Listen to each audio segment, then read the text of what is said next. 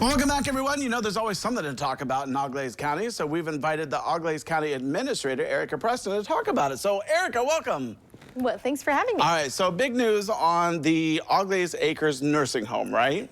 Yes. Okay, so that's a big focal point in right outside of Wapak. It is, and it has a little bit of a history. Well, it has a lot of a history, but a lot of recent history that I wanted to just be able to update people on because there were a lot of questions.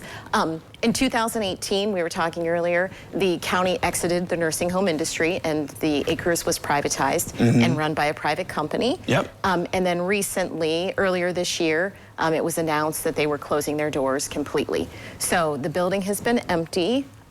And recently, the county commissioners reacquired it through a gift agreement back to the county. So the county does now own the Auglaize Acres real estate nursing home again. Yeah. No intention of getting back in the nursing home industry for the county, but there's kind of a second step. We've now entered into an option agreement with Wapakoneta Health Facilities, LLC, which gives them an option to potentially purchase the land from the county to redevelop, which will likely mean complete new build on the spot for a new healthcare facility. So, you know, the land has always been kind of used for long care term facility, and we're hoping that it eventually turns back to that, but likely, very likely, a new build there. Right. Well, you know, in a way, it's kind of sad to see such a historic building to go down, but at the same time, to think about something new that's up to code and that's got all the bells and whistles that are needed,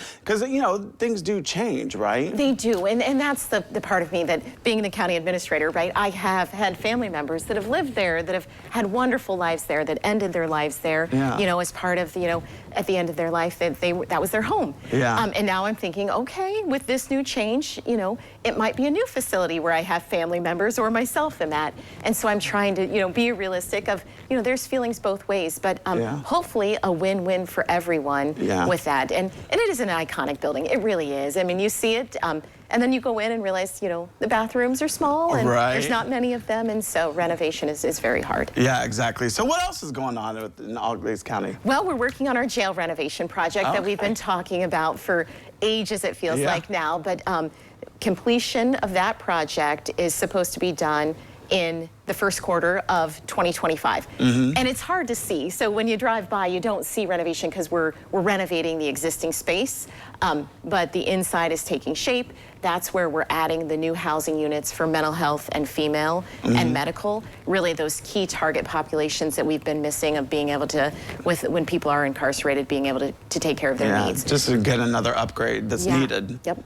And then we're also working at our county airport. So Armstrong Airport, I was talking about this with you last time you were here, and I said I didn't even know that the area had that big of an airport. Right, yeah, I mean, it services all kinds of industries, and we're working now on some rehab of the actual pavement, not on the runway itself, but actually on the taxiway and some of the parking area.